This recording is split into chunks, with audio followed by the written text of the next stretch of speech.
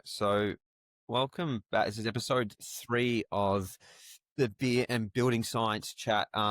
Pretty cool topic today. We're sort of changing the model a little bit. So we're going to have Dylan's actually going to present this week on how to insulate an existing floor. Dylan's got some awesome retrofit experience around the traps. Probably really not many better to go through this sort of topic. I do feel sorry for you, Dylan, when you've got people like Cam and Justin and Dan about to absolutely pick you apart.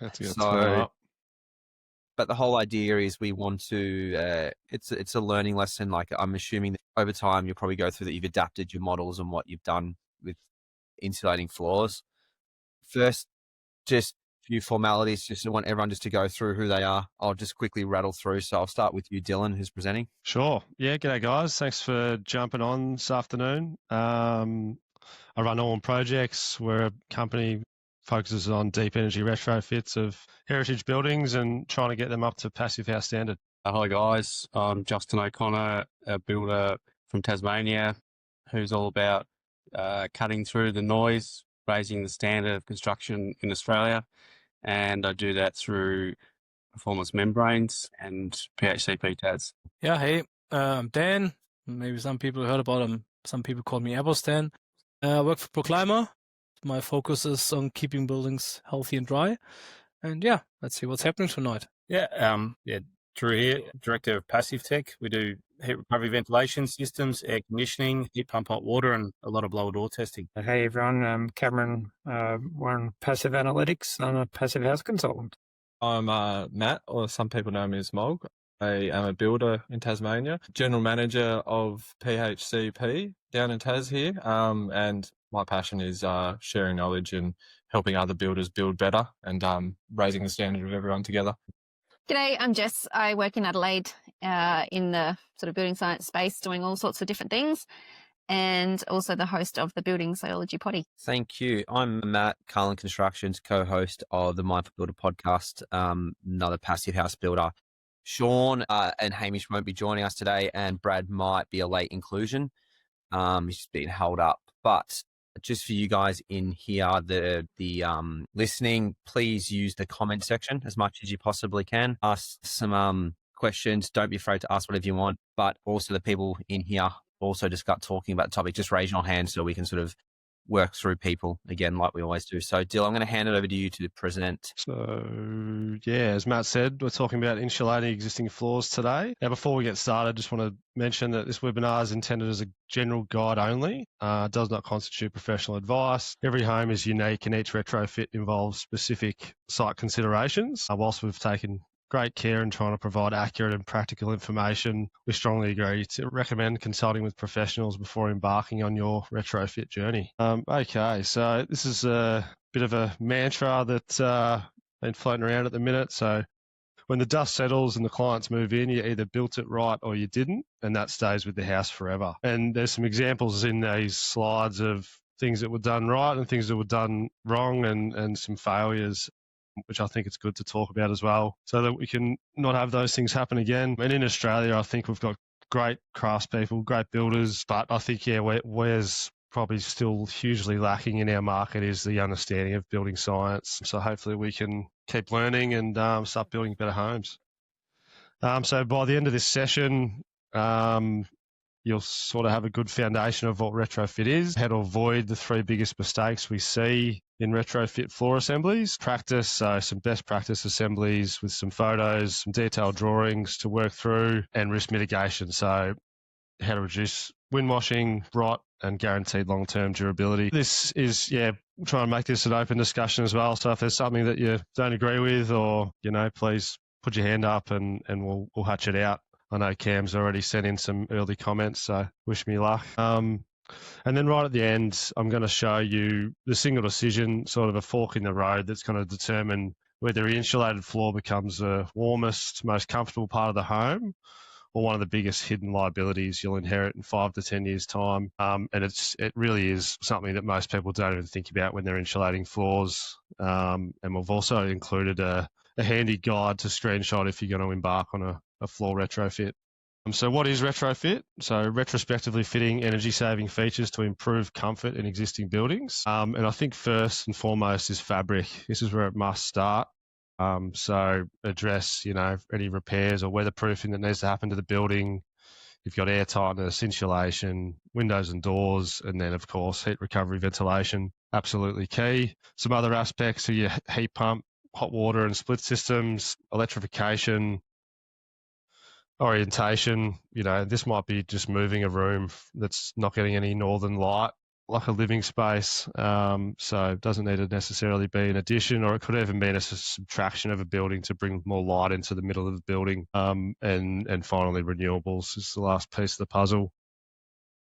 And it'd be great to, continue doing these retrofit talks about the many different other aspects. We're only focused on floors today, but there's a whole heap to get through. Types of existing building work. So you've got restoration, so bringing back to its original condition. You've got conservation, so retaining original fabric.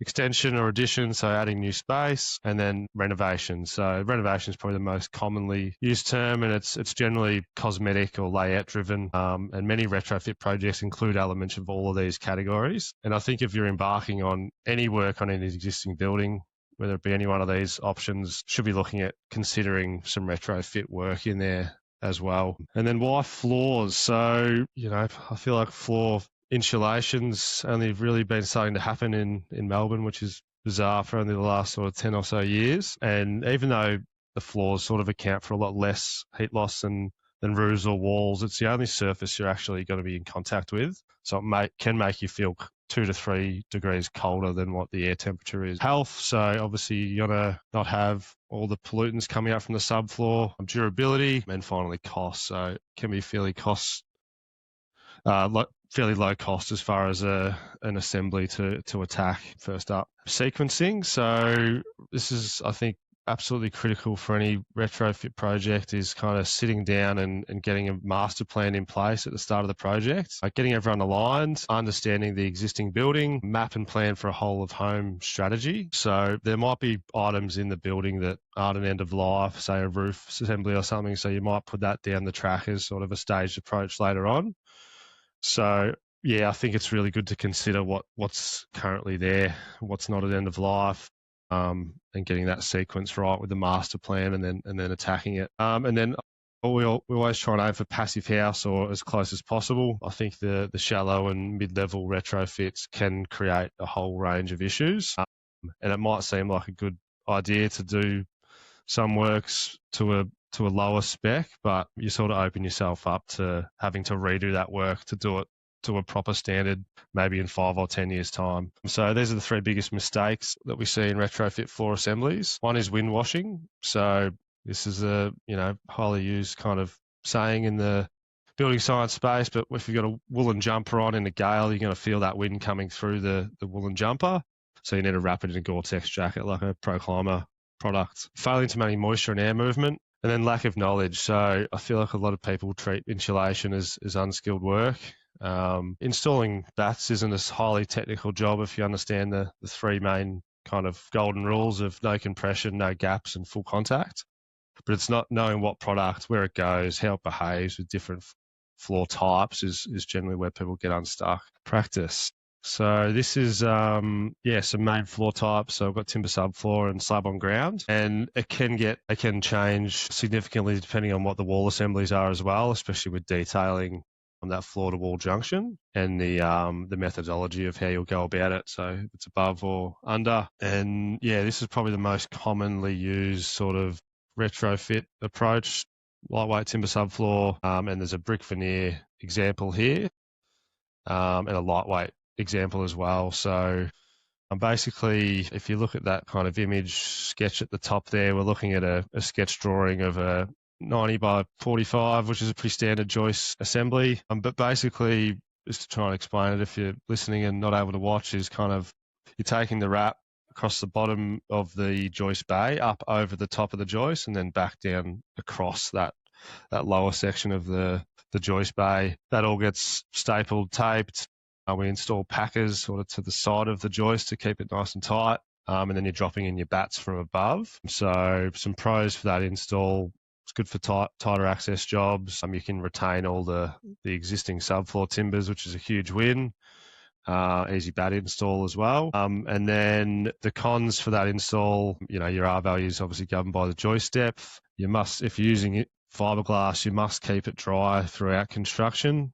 You can do this install exactly the same and swap the fiberglass for polyester, which is probably another super common approach. Can handle a little bit more moisture. Existing services need to be considered as well. If you're trying to wrap around there, it can get a bit challenging. And then with this kind of assembly, where after the bats go in, we're then laying a yellow tongue sheet over the top, and that creates our airtight membrane, and then adding with a bit of luck, the recycled boards that came up for us to get in there. And then that is going to make a slight change to the heights by 20 mil. You can do this assembly without the yellow tongue and then just an Intello on top of the joists as well, and then the floorboards on top of that. And yeah, if you're not getting that glue connection with the yellow tongue to the joists, there's going to be some warranty issues. What we've done in the past is just kind of rip out 10 or 15 mil of that wrap on the top of the joist, and then that gives us a glue connection. There's a video on Instagram anyway, if anyone wants to check it out. And then we've got another assembly here, which is from below. Now, similar sort of setup. Floors came up, yellow tongue went down from above, cycle boards back on top. But then we insulated from underneath the joist and the bearer cavity. So some pros on that. Obviously, you've got super high R value, double the thickness of just the joist. To strap it, we sort of worked through a few ideas, but ended up using hoop iron and kind of just pulled it across the whole length of the building. And that was able to sort of hold the bats up nice and tight to that kind of bearer line.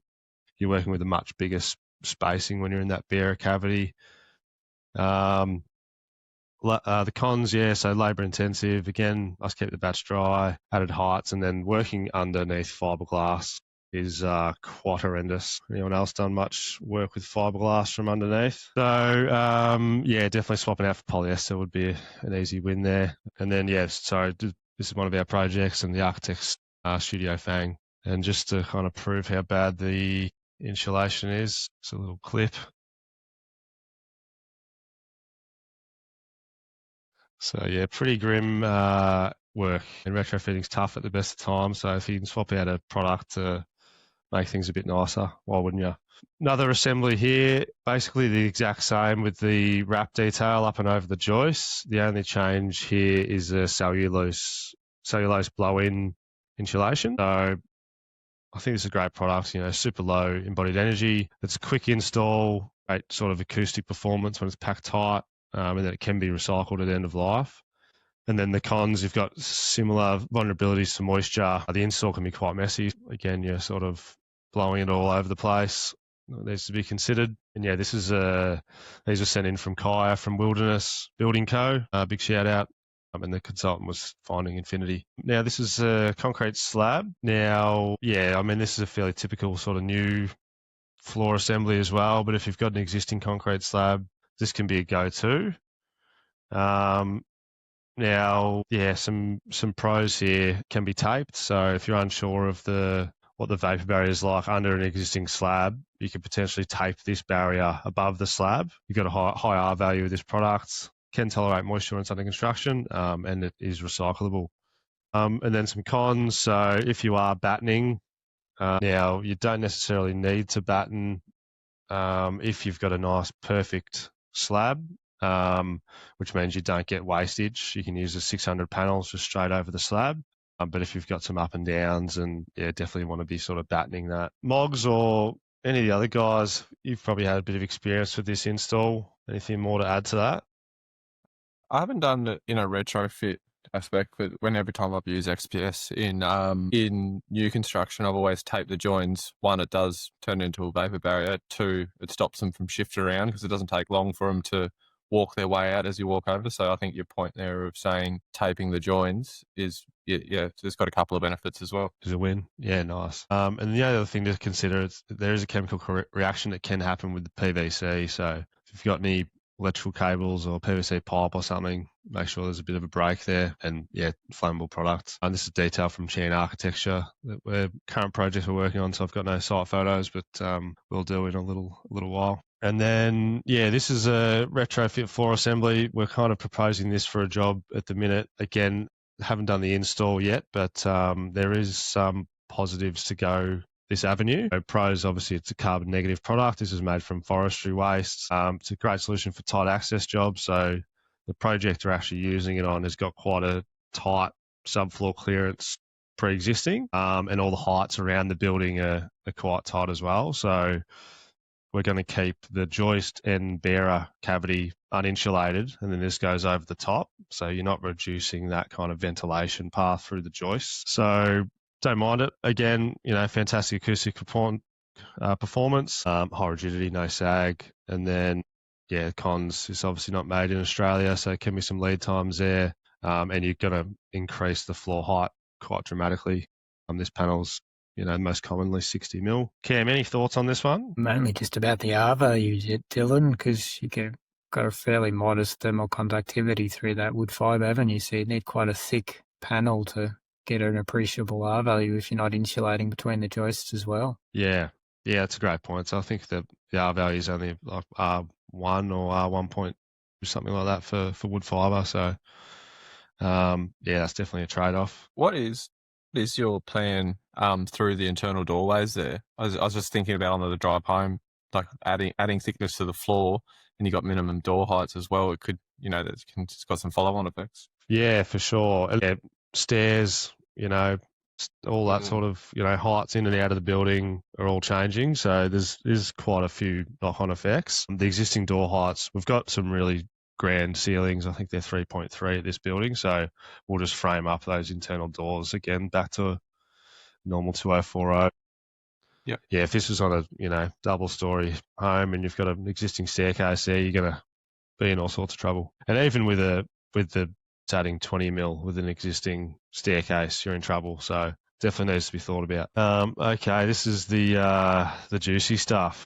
This is risk mitigation and what can go wrong essentially. So we'll jump straight in here. So I might throw to a few people as we go through these ones as well. So a little bit of background, or as much as I know anyway, is this is a home located in Melbourne. Now you're looking at a photo here that's got condensation all over the bottom of the polyester bats. There's some LVL joists and bearers there that are looking pretty soaking wet. And this is actually a new home, so not a retrofit project. And I might throw over to Justin about, the cause of this and how to avoid it. Well, yeah, I mean, obviously it looks like lack of ventilation. I'm not entirely sure that this occurs all the time, but judging by the bearer and how wet it is, it's definitely a winter problem. The flooring above in this building was a clipped together floor. I'm not exactly aware of what type of underlay went on that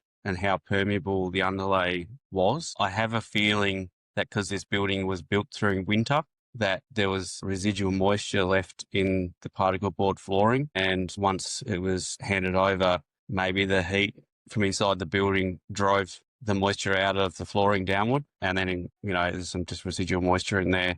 I believe that the bats were only wet on the lower side.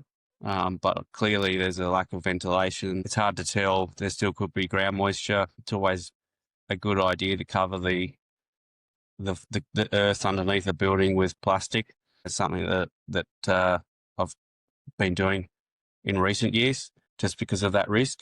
Yeah, and obviously drainage as well. Drainage can't really be understated, and it's not done early enough in a project. We always save money early on as builders, early in the job, and we don't want to put the ag drains in because we don't have the funds, but we really need to get those drains in and get the drainage sorted before you commence the project. Yeah, it's interesting the vapour barrier going across the ground there, Justin, that you mentioned. What stage are you generally kind of getting that installed? Like, are you kind of once the subfloor's built, or? It really depends on how high it is off the ground and how much clearance. If you would more than likely put it in later so it doesn't get damaged, but that's pretty low clearance, that project. So you would probably be sequencing it with the floor, depending on accessibility, I guess. Yeah. And that's kind of getting taped and everything around the posts, or? Yeah.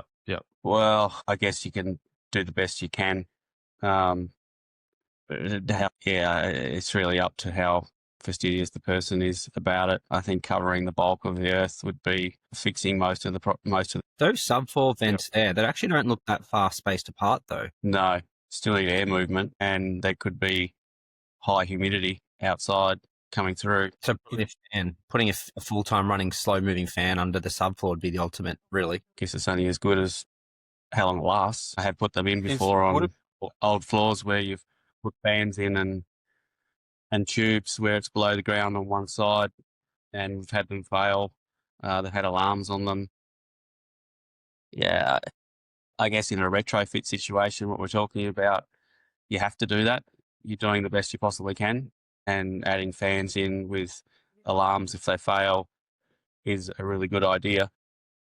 But sometimes you can't still get air circulation in those back corners, and you could have an accumulation there and still a mold problem. But I would say also it's pretty important, like, to protect with the membrane, because, like, if you really protect the membrane, you stop the wind washing, and you also reduce the moisture flow upwards. So it means kind of you really need to protect the membrane. That's the most important part in this case. Then, of course, the mechanical ventilation. But, like, if you specifically, like, the T2 membrane has a bit higher resistance as microporous membranes, means you really would have a better outcome in this case. So I got a question on the membrane side of things with something like this. And Dill, you mentioned earlier that you run a membrane over the top of the joist, down over the joist, sort of like zigzag over. The whole idea of a membrane is to protect the structure, yeah? In that case, it's not doing that at all. And are we now causing issues where that moisture could get trapped by the outer face of the membrane and the inner part of the timber, and then that timber just becomes a soaking point? Yeah, I think it's something to consider along with ventilation, site drainage. I think if you're going to have this situation where, you know, potentially it's a site drainage or ventilation problem, I think for sure you're going to have mold or condensation on that floor joist. So it's about looking at the holistic picture, not just the wrap and the insulation, now it's detailed, but how moisture's getting into that subfloor space to begin with. Does anyone else have any thoughts on that wrapping technique? Because I'm actually quite scared by that personally. I did it like multiple times because that's actually the standard retrofit model in Germany. So mainly on roofs, but also very rarely actually on underfloors. But the idea is, of course, that you protect the insulation first. And in this case, the most important part is you want to control in one way or the other the climate in your cavity below. And on the experience, my experience is also like one of the bigger issues actually is uprising damp in the bricks. So you really have to figure out what the moisture content is in your bricks, because very often in the Sydney area, we have like sandstone. So sometimes you really have to put a capillary break into the bricks. I'm not sure if it's existent in Australia. Sometimes you see injections to really stop capillary in the bricks, but this is really, really important because otherwise you might have big issues with, we call it flank diffusion. And also, like, the main part is you always have to control, as I said before, like the moisture content or the climate underneath your house. But usually it's not a problem because like timber can absorb and release moisture. That means kind of just if you don't have enough ventilation, you create a problem. With that ventilation, so like the standard detail that we have in Australia with the brick vents, like you can see here, on top of a hill, that would be ideal. But if we're building, say, in a retrofit area where it's usually tight construction, we've got houses on 3 sides and a bit of street frontage that's usually got a garden on it, is like just relying on a couple of brick vents not enough? Well, because you actually want a capillary break on top of it too. So if you have actually like earth, they're actually earth sort materials, they can actually absorb moisture quite a bit. So usually you would try actually to get rid of all the like the earth and lime style floor, and then replace it with at least like 500 mil or more gravel, because then you actually don't have a lot of moisture buffer. So usually the best case is you dig it down, you get actually rid of earth, then you put your plastic foil in, and then you put another like 500 millimeter gravel on top of it, and so you don't have the capillary issue. That would be the best in this case you would do, and you actually would tape it to the outsides of the bricks. Depends, of course, how deep the bricks go into the earthwork. So in a retrofit scenario, take the front door out and bring a digger inside. Yeah, or some backpackers. Yeah, I think it's a great point with retrofits. Like you might have a home that was built 100 years ago, and then 90 years ago a home gets built on the boundary right next to it, and that whole eastern elevation has no ventilation at all. So definitely need to consider that subfloor ventilation via a fan or rather than just a manual. Yeah, and I don't have an air exchange rate, to be honest. I might figure something out. But while I'm seeing this photo, in your apps are perfect install, Dylan, there's one thing I would recommend here in space that you actually would fix like battens underneath every 500 millimeters to support the insulation layer. It's very often because you create something, if you would cross batten on the underside of your floor joists, then you would create a kind of something like a corner where you can stick your how do you call it, the little timber strips in at 20-30 millimeters, and this would be much, much easier, because otherwise you always have the sagging of the membrane. You try to install the membrane, then you have an air gap between on top of it. Gotcha. So that makes it significantly easier. And by the way, no, I better don't tell. You would have a product in Europe specific for this application. Yeah, okay, yeah. I think there's a lot of retrofit products in Europe that we don't have here, so just got to keep banging the drum. Okay, next up we've got vapor diffusion. So again with this one, actually I might even just throw straight over to Justin for comment, and then I reckon Cam's going to have a bit to say on this one as well. So take us away, Justin. Again, with this one, this is a builder that I know. This is a Victorian new build with another click together cheap floor over the top. So there was no glue down flooring or no slate or tiles or liner or anything like that. It was a timber click together floor. Again, not sure on the foam underlay, I know that some of them have a foil or a plastic coating on them, which makes them essentially a vapor barrier to downward vapor. That particular product was all the rage that's underneath, which is a foam foil face, foam blanket roll of product. I'm not sure on the names of them, but I think they're like about 15 mil thick, maybe, foil both sides. So that's impermeable. Any residual moisture in that true deck flooring is going to be trapped, can't get out. That's possibly what happened here.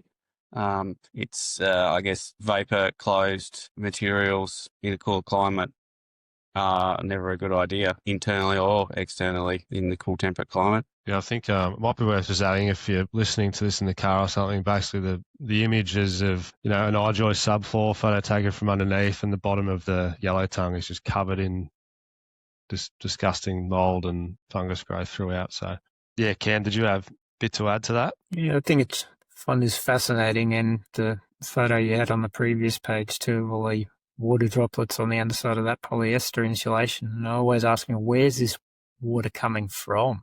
Until we have a definitive understanding of where it's coming from, we can't have a definitive solution as to how to treat it.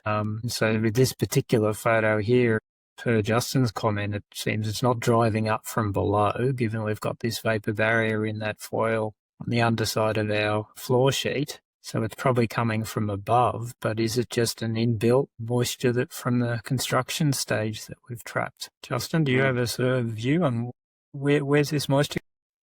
I tend to agree with that comment. I mean, there are so many variables and so many questions. There's more questions than answers. But I would tend to agree that there was trapped moisture in the particle board flooring. The particle board flooring in this project was exposed in winter. How long it takes for that to dry out before you close in, I'd say that it would stay there. When was the foil product put underneath? At what stage? There's all these questions, but I tend to agree with you that it is trapped moisture, especially considering that there's possibly a reasonable amount of vapor control on the upper side, depending on the flooring. But any mold, no matter what, it's trapped, it needed to dry out, and it shouldn't be there. It's unhealthy. So a dangerous product could be something like a micro cement over the top of a chipboard product. Maybe a lot of floor finishes are largely vapor impermeable, so you end up with a vapor sandwich like what we perhaps have here, where we've trapped whatever inbuilt moisture there was and it just can't get out in either direction. There's much water there, especially in the image before, that it almost looks like it's like a leaking pipe somewhere too. Like there's so much water content.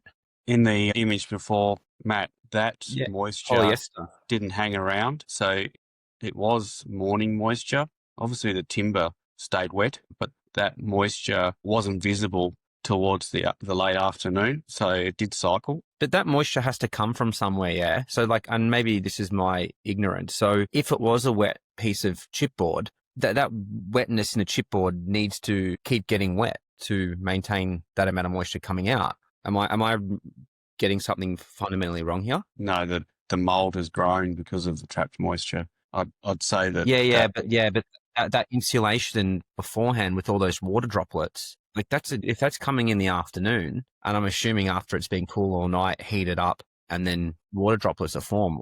And you said that was in Melbourne as well, wasn't it? So it's not a humid climate.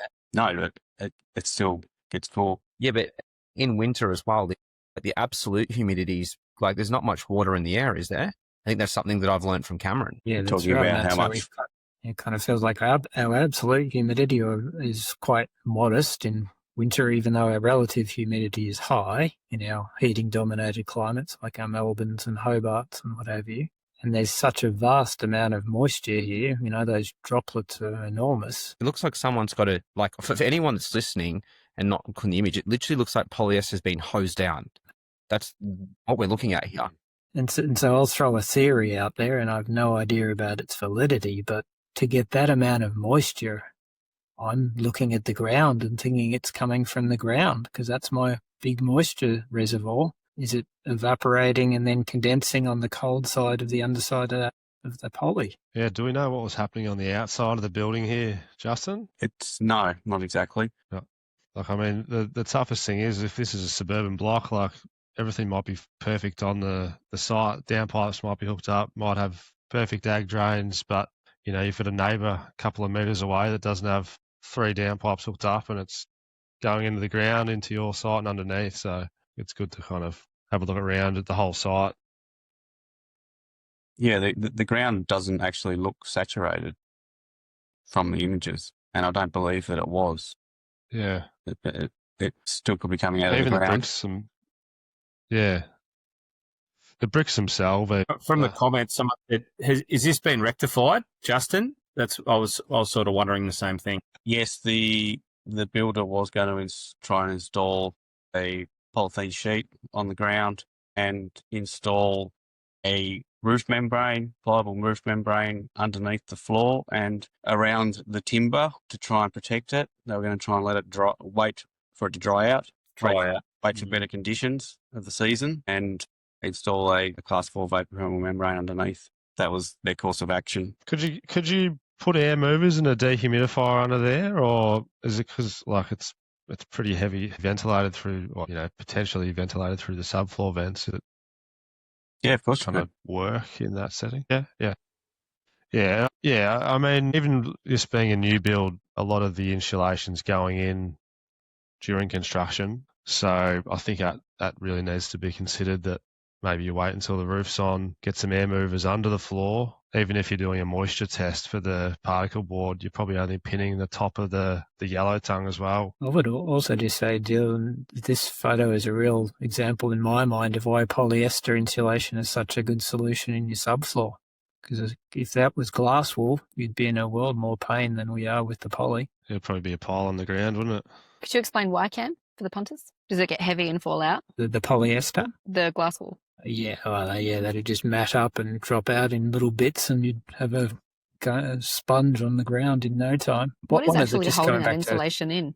One of the other points that Dan and others were making before is, I think the other great thing about the poly is you can staple it to the side of your joists to really help hold it in, which you can't do with glass wool. So you can give yourself some extra assurance that it's not going to drop out over time. This does look like it's just sort of sitting there, doesn't it? Yeah, it's hard to see what's holding it in.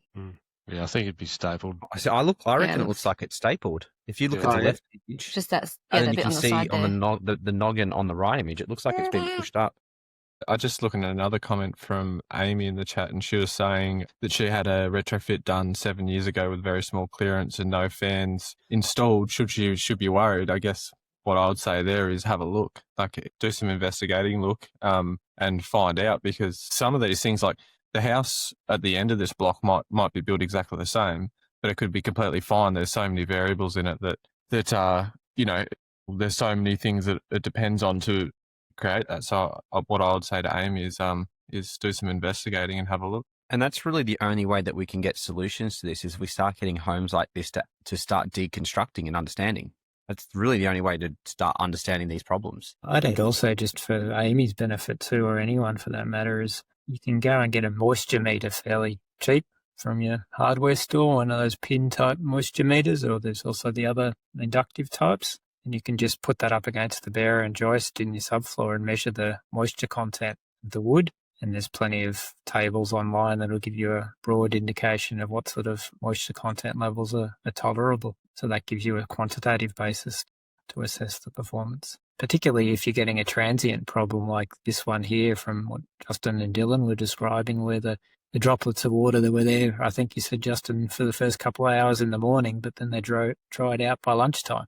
So if you check your subfloor in the afternoon, it might look fine and dandy, but at least the moisture content is more stable. And yeah, crawling around in the subfloor is bound to be fun, Amy. Okay, I might keep getting through these. So any further comments to this potential vapor diffusion issue or, existing moisture issue under construction? I just add, Dylan, that the question of vapor drive is a real problem with subfloors. Like in our heating-dominated climates and our walls and roofs, we know in the winter it's heading from in to out, but we're not quite so sure with our subfloors. And particularly if it's a moist subfloor space, the vapor drive could be consistently from out to in. So having a vapor barrier on the exterior of that assembly, in theory, is not a bad thing. Or as others have suggested, at least a vapor permeable membrane, because at least slows down the air transport convection through that system. Dan, any comments on the foil board install here? I think you have to comment it at all. Hey, Cam, this is the same product you were telling me to put on the job the other day, wasn't it? Matthew. It absolutely was not. Okay, so another image, couple of images here relating to site drainage. Both photos are homes built early, sort of one in 1905, one in 1908. So you can see some pretty crazy stuff going on here. A lot of rising damp into the image on the right, and you can see it actually soaking into the bearer and some staining there as well. And then one on the left, a bit of a questionable setup for joist supports, a couple of bricks, a couple of packers, and then, you can see how much moisture is soaked into the joist in that left image as well. And yeah, when you're dealing with buildings of this age, you're dealing with lime mortars, lime plasters, fairly poor damp-proof courses. The way these buildings would work is they'd suck ground moisture into the walls, and then they'd be able to evaporate both inside and outside the building. Even if you're going to retrofit a wall in an older building, I think it's always good to choose a vapor open product that's going to allow that evaporation to continue. Yeah, like these are obviously two projects where there's been this is pre-retrofit works, but it's had a failure, So if you're going to add bats into this, you're going to reduce the ventilation space by 90 mil. So yeah, it's really about managing the site moisture, whether it's from your primary project or if it's from a neighbouring. Most of these have got big bluestone sills that go through both the double brick walls, but yeah, no solid bluestone. I just add, Dylan, that if you were to insulate the subfloor, then you're reducing the heat transfer into that subfloor space. So you're making it even cooler and risk exacerbating the problem, and hence the vapor control or dealing with the moisture problem is going to be even more critical. You're potentially making the situation worse by insulating and doing nothing else. Agreed. Yeah, I guess with retrofit, like you run the adage of don't build them like they used to, but they're relying completely on air transfer through the building. I think what you're doing is great, but there is such a high risk of doing any sort of renovation, if we use that term, on older buildings without thinking about what it's actually happening inside the house, because you can bolt on all the things that look good, but because if you block anything up, you're running such a high risk. You could have a house that's lasted 100 years, but it's not going to last another 10. Couldn't agree more. Next image here, we've got the double site drainage and ventilation. So you can see in these images, this is a retrofit project where someone's installed polyester bats from underneath the floor. Is that cement sheet too? No, that's Baltic floorboards. Why is it so white on the underside? Not sure. Might just be the timber. But you can see how much staining and active mould growth you've got. Now, it is worth mentioning this project was less than 10 years from when it was retrofit, when all of this was discovered. To do the retrofit works, if someone was to come in and do some underfloor bats for you, contractor or something, might be 3K, something like that, 5K maybe. The rectification works for this project was 52 grand. Clients had to move out. The boards were lifted, air movers, dehumidifiers. They had to sand all the floor joists back to get all the mold off and then put it all back together. So it's a perfect example of where, trying to do the right thing but not understanding the existing conditions can really blow up in your face. That's not an insulation issue. It's not the installer's problem. It's the conditions, correct? Correct. Yeah. And I think, not going with a vapor permeable membrane on the bottom as well, that maybe could have helped. I think the core problem is the site drainage and ventilation. Again, we don't have definitive answers on any of this, but this is just a kind of what we've come to.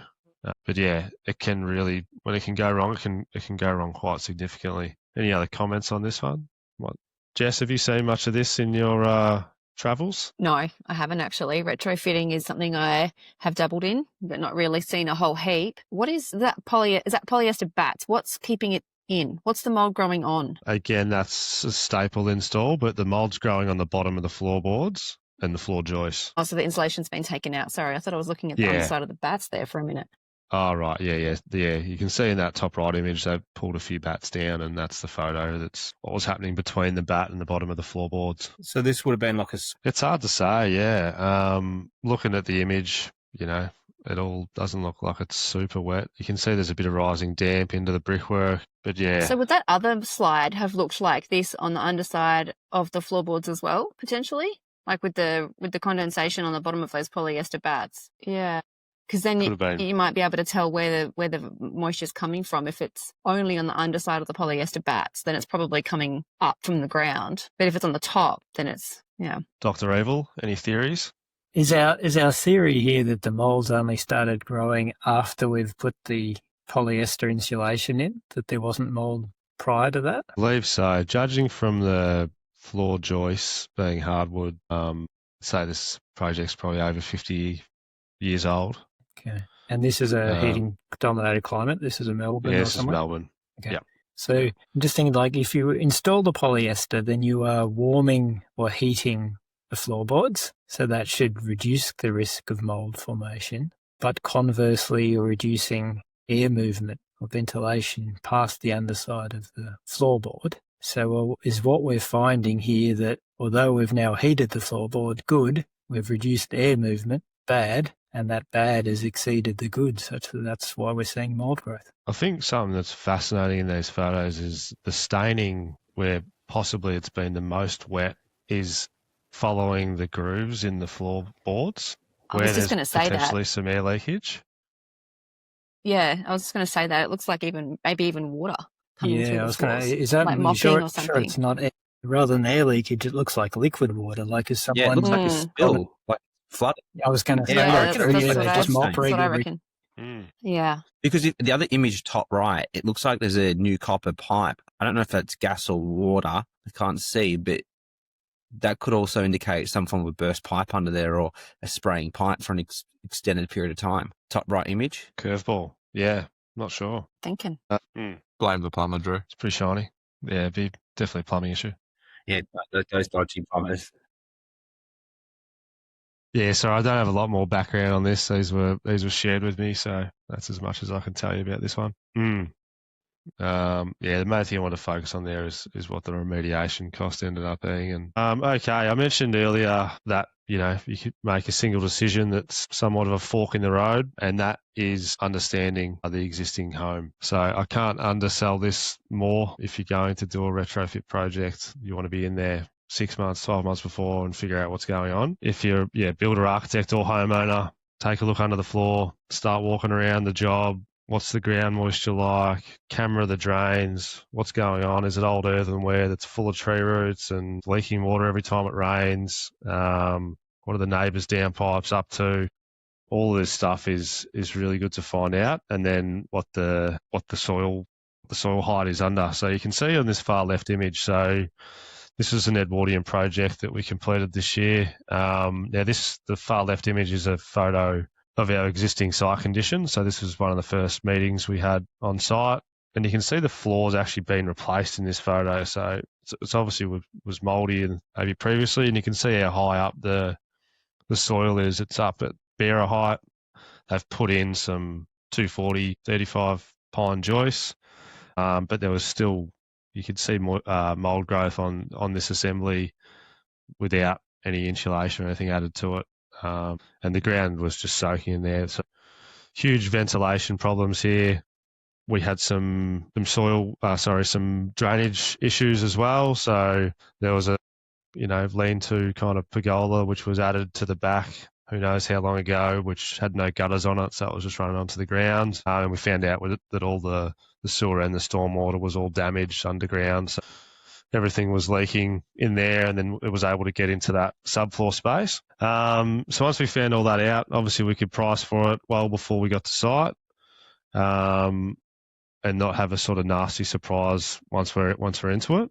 The second image is us after it's all been excavated out. So originally we're kind of talking about getting some little soil movers in there, some little escalator type setups, but we ended up just barrowing it out and just hustled. It wasn't easy work, but it wasn't a huge house, thankfully. So then we've added some barriers between the plates. There's kind of an engaged pier, which the joist sat on around the perimeter. So they weren't pocketing into the brickwork, which I haven't seen a lot of older homes have pocketed joists, but there's certainly a possibility, and that needs to be dealt with because it's a bridging issue. So we just added a barrier underneath those plates.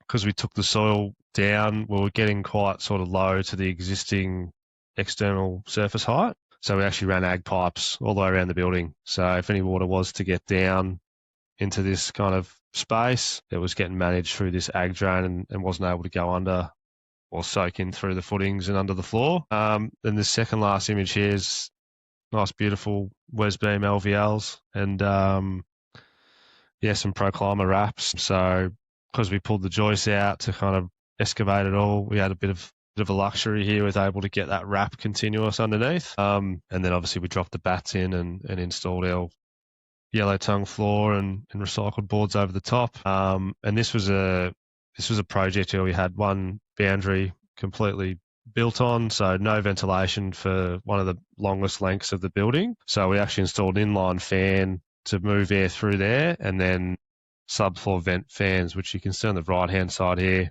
which would pull air out of the building. So these kind of just come on as a timer throughout the day. So yeah, we sort of think this kind of ticks as much of the existing problems as possible. But yeah, it's absolutely paramount that you understand what's going on with that existing home.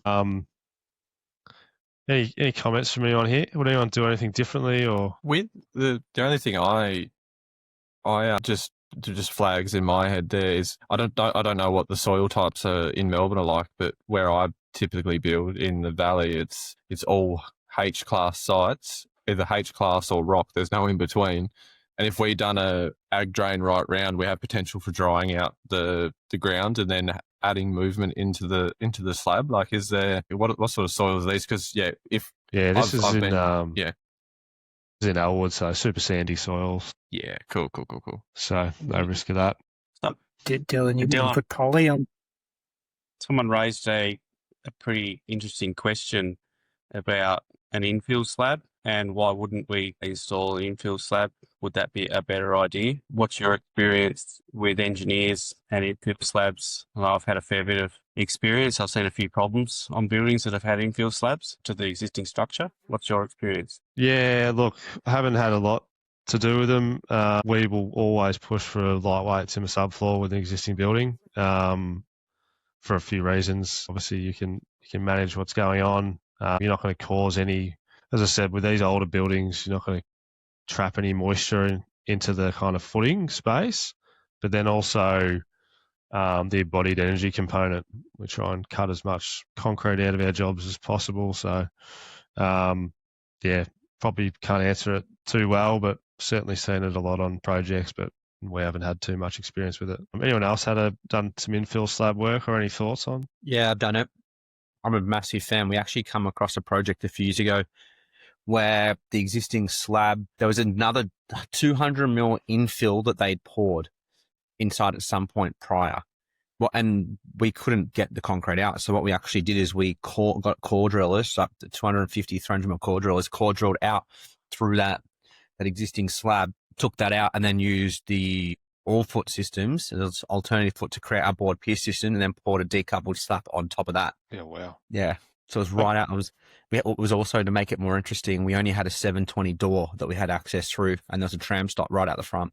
What was the issue with the existing infill? It was cracking, and we didn't know. Even the X-ray on it didn't indicate there was a crazy amount of mesh through it, so the engineer didn't want to sign off on it.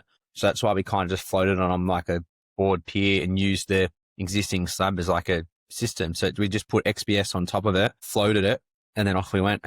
There's a standard Swedish detail on this, which I think is pretty cool, where they first put in an aerated clay ball.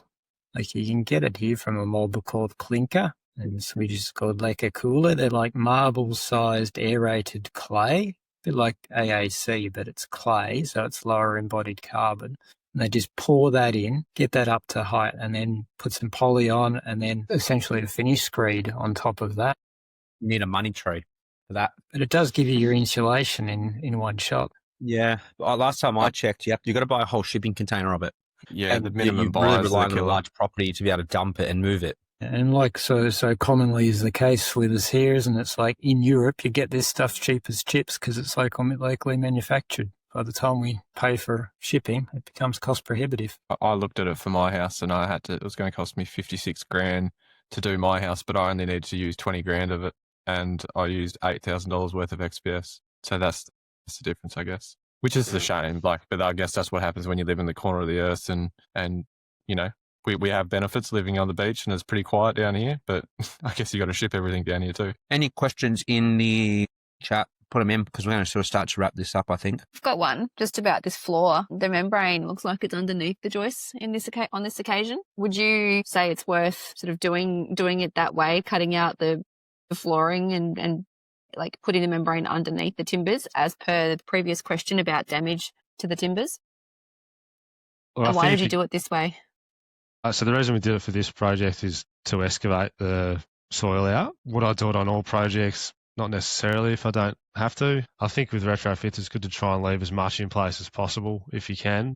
And if you've got a lightweight, this is obviously a double brick project, but lightweight, all the joists are floating under the structure. So you kind of have to leave them in that scenario. I got to quit. And yeah, obviously we've used new Wes beam timbers here, so not able to. It's hard to kind of recycle the joists just because they're hard as hell trying to re-nail them back in and stuff. So if we can try and save timber that's on site and reuse it, not have to pull it out and do it, I think it's a win. I've got a question, Dill. Just the sort of people who are coming for a deep retrofit, like, because there's multiple times I've looked at buying an old house and I'm like, I'll do it up one day, and I'm never committed to it. But I'm building my house at the minute, and I'm lucky that I've got the skills to be able to build it. But if I was paying a builder to do it, there's no way as a 31-year-old tradesman I'd be able to afford to pay a builder to build my house. You find people like, I wouldn't mind doing a new house, and then they, do some costings, go, wow, that's crazy. Hang on, I've actually got the bones here. Is this something like, I can upgrade the house I've already got instead of, going out into the suburbs and building again? Like, is it location driven, like an option to stay where you are?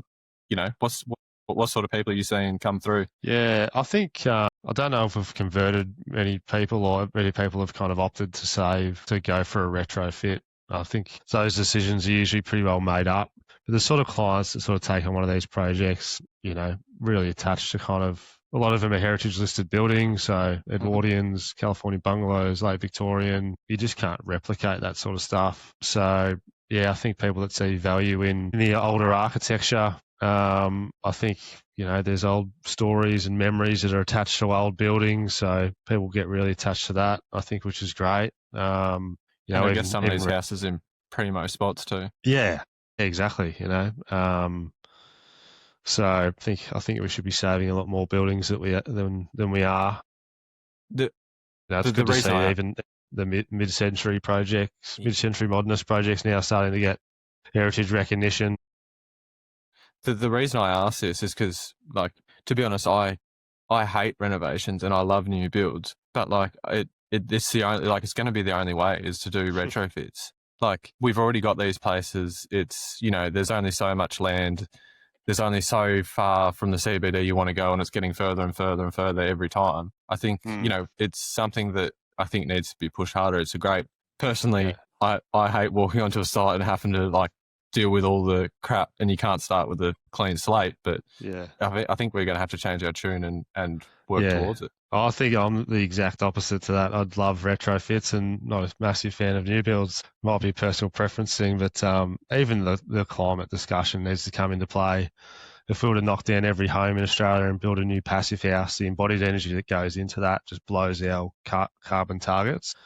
We need to get in, do the grunt work and reduce the energy use of the existing buildings. I couldn't agree more. Yeah. We might, so on the retrofit, was it 70% of Australian houses currently don't meet a 3-star energy rating? Is that correct? And then we have 9 million homes that need to be retrofitted currently that don't meet current standards in Australia. So it's a huge amount of homes. Some of them I did do some stats on kind of the retrofit challenge we've got in Australia, just to give you a bit of an idea. Yeah, these stats might be a bit old because I've probably been saying this quote for a few years now. But 10 million residential buildings in Australia, 9 million that need to be kind of brought up to these sorts of standards. And if it takes 4 people 6 months to retrofit a building, we need about 160,000 retrofits happening simultaneously for the next 25 years for us to hit our climate targets, which means we need another 650,000 people in the retrofit space. It is a huge undertaking for us to hit our operational energy targets. The stats in that doesn't take into account if we're building new buildings and adding more carbon to the atmosphere. Just to wrap this up, I've got 2 questions I want to hit in the chat. So the first one, for anyone trying to achieve passive house standards, how often is the existing floor an issue for air leakage? Does anyone want to comment on that? I know Hamish had issues with chipboard leaking with his hemp house, so I wouldn't rely on the chipboard to actually be an airtight layer. Personally, I would always rely on my membrane under the subfloor, or even the Adhero Visto. Justin or Dan or Mog, you might be better commenting. Is that airtight? I've hit airtightness without taping particle board flooring at 0.3. Yeah, but that you're old, and they used to have the wax in the chipboard. So now they don't create the wax in the chipboard layer. So no, yes. Yeah, I think it's airtight. Hamish is not here to defend himself, so we won't pile on to him about his flooring. But yeah, I have strapped a blower door to just a random piece of particle board flooring and taped a piece of clear plastic to the other side of it, and there was no air going through it. I had the fan going as fast as I could, but I couldn't get it to leak. And that was my experience through. Sorry? Is that in your spare time? I've never had an issue with it, but yeah, maybe Hamish, who's not here, might speak on that. The other question we have here is there any issues with vermin, rats, etc. with these retrofit insulation techniques, or is it assumed there is proper pest control is or is it assumed that the proper pest control is adequate? I think if you rat from the underside, you're really reducing the rats or mice or vermin getting into a building. Yep. I do have just a couple more slides to get through as well, just FYI. Yep. Keep going, I'll smash this out. You've got 5 minutes. Cool. So, this was just a bit of a pre-subfloor insulation checklist, which I won't go through in too much depth here, but, checking subfloor clearances, checking it's dry, is there dampness, staining, are the floor joists and bearer spans okay? We had a subfloor job where the joists were overspanning, so we had to add more bearers in. The stump's in good condition. Is it in a termite area? There's a surface and ground managed, moisture drainage managed. And then lastly, I just had, is there any uninsulated hot water pipes that should be addressed under there as well? So if anyone wants to screenshot this, I think it's a good kind of little tool to look at when they're... I actually just screenshotted it myself. I thought it was great. So handy bit of kit. And then lastly, little personal plug here, but we are about to embark on a mid-century modernist passive house retrofit where we'll be doing a heap of deep diving into that project. So this is a little QR code to join the waitlist of, it's going to be a whole YouTube series, which is pretty cool. And then, there's all us good looking roosters. Have you Mitchell asks, Yeah. Mitchell asks, have you considered a sprayable airtight membrane applied to the underside of existing floorboards? I have an anecdote. So the first time when we brought the Arizona Viscon to Australia, I thought like, oh yeah, you can use it for everything. So I think it was with Knut Menden. He's a pretty well-known architect in the Sydney area. I went to his house and I was lying underneath the floor. And on the end, I ended up having more Viscon in my beard. And the floor was still leaking. So most of the times when you have this typical floorboards, the gaps are so big, the amount of material you would need is not worth it at all. So like I really gave up and like, it's really, really not worth it. So in this case, if you have big gaps, even using Alcon and trying to fill up the gap with Alcon would be better, but usually it would be much better to just stick a membrane underneath, even eventually adhere upside down. Everything would be faster and cheaper than actually using Arizona Viscom underneath the floor. Yeah, I think to add to that, Mitchell, as well, you kind of then making that subfloor timbers all end of life, can't be recycled. That's kind of the end of that material. Thank you for everyone coming on. So our next one will be in Feb. We're going to skip Jan just because everyone's on holidays. So we thought that we'll probably give that one a bit of a miss, but we're going to be opening up. Cam's going to be presenting on the next one. It is going to be a conversation of ply versus OSB. So I'm assuming Cam is going to be bringing a ton of data to this one. And that is something that I can't wait for everyone here to pick him apart on. But anyway, thank you for all coming. Have a great holidays. Safe Christmas. Again, from you guys all here, thank you very much. Really, really appreciate it for your time coming to these things and sharing your knowledge, because without it, we do struggle to get the message out, and we sometimes feel like we're talking to a bit of a bubble. But the more we can do, the better for everyone else out there. So thank you very, very much, guys.